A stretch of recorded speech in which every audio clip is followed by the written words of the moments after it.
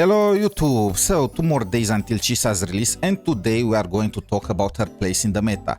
Is she gonna shake things up? Is she gonna be future-proof? What teams in particular she likes to be run with? Is she gonna work only for one team in particular? And what are the best ways to use her to maximize her potential?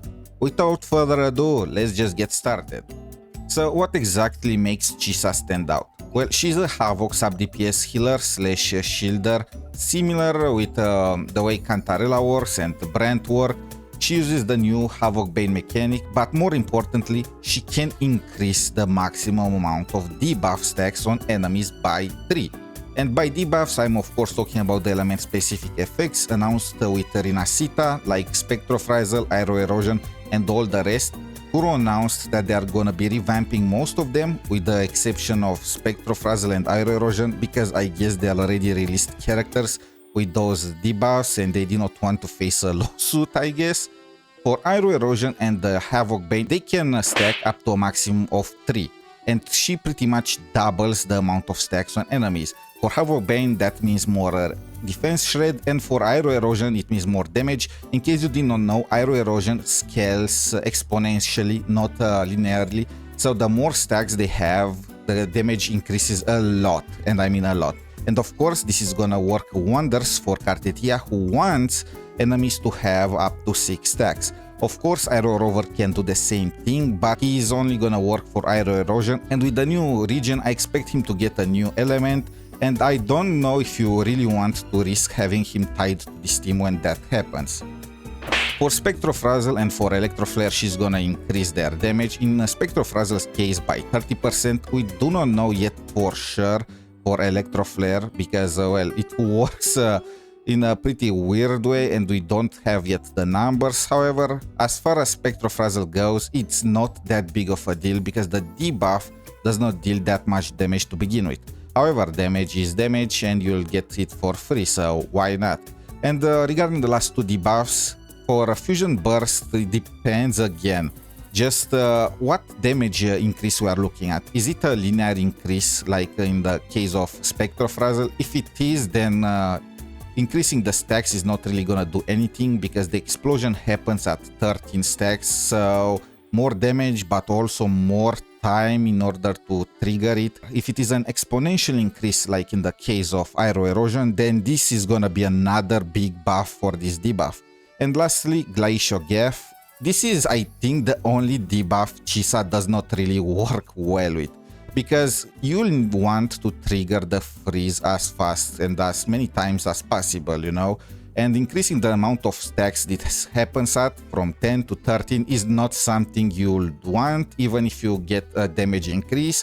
However, you can still use this like a cheese mechanic, you know, if you need that extra bit of damage and you don't really care about freezing the mobs.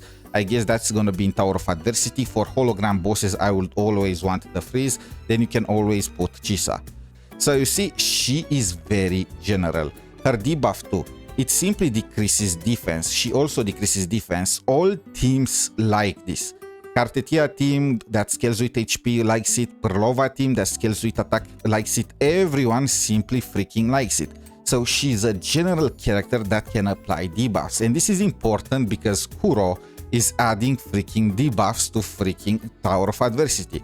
The current rotation of Tower of Adversity is one of the hardest that we received in a long while. Issue is, I believe, the requirement for debuff. Enemies take 10% less damage from all sources as long as they are not debuffed, and there are teams that have a hard time applying debuff. Chisa is gonna be the answer because she's always gonna provide you with debuffs and she's always gonna increase the team's damage no matter what.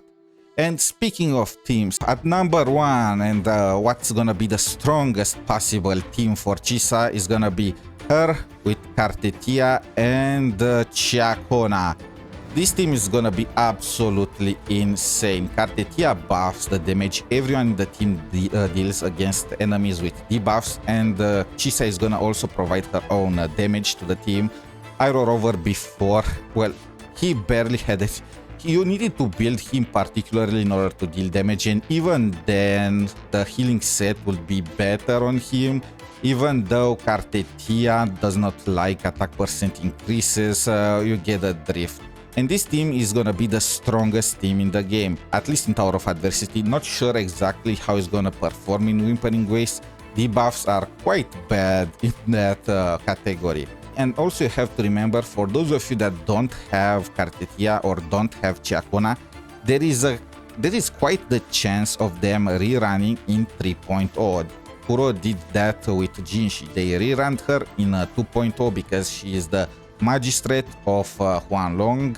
𝗏𝗏𝗏𝗏 is the main character of Rinasita, so it will make sense to be rerun in the next version. And of course with her it will make even more sense for them to release 𝗏𝗏𝗏𝗏𝗏 again.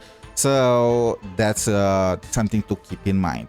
Now for the Frazzle team, I've seen people proposing this team. 𝗖𝗍𝗍𝗍𝗏𝗏, Phoebe and Chisa, but I am not really on board with it. I mentioned something about 𝗖𝗍𝗍𝗍𝗏 and Chisa before. The issue I see is that 𝗖𝗍𝗍𝗍𝗏 converts Spectrofrazzle stacks in Helix marks or whatever they are called for her abilities. Even though they act exactly like Spectrofrazzle, they are not. As in, Chisa is not gonna increase their limit.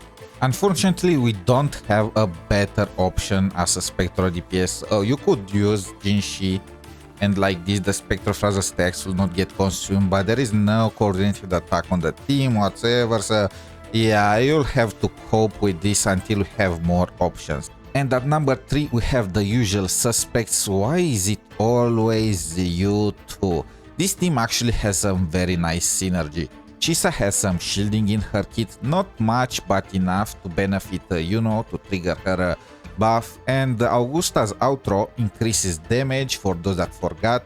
Before, when we used the Shorekeeper with this team, this outro was wasted, but with Chisa, this you can take advantage of it. On top of that, Chisa provides this team with debuffs. Before, you had no way to get debuffs with this team unless of course you would use 𝗏𝗏𝗏𝗏𝗏, but now you also have the Chisa option, so there is that.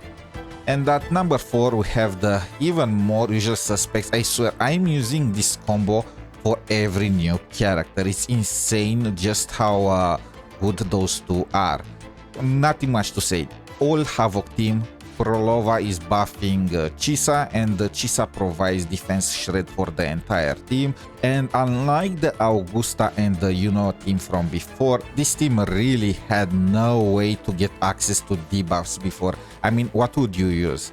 𝗏𝗏𝗏𝗏𝗏 on this team? Let's be serious. Phoebe, like, come on, you know. Last team, F2P option or Chisa DPS. So if you are going for a pure F2P option, you are looking for Dungeon, who increases the Havoc damage for Chisa, and Verina, because always Verina. If you want to make this team less F2P and you want to use Chisa as a DPS, I will still keep Dungeon, but I will replace Verina with Yuno, because Yuno increases heavy attack damage and benefits Dungeon a lot. At the same time, again, Chisa can trigger a little Yuno's buff, and this team will pretty much be immortal.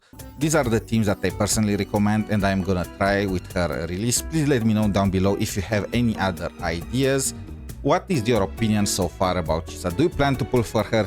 Is she a must pull in your opinion, or is she a skip?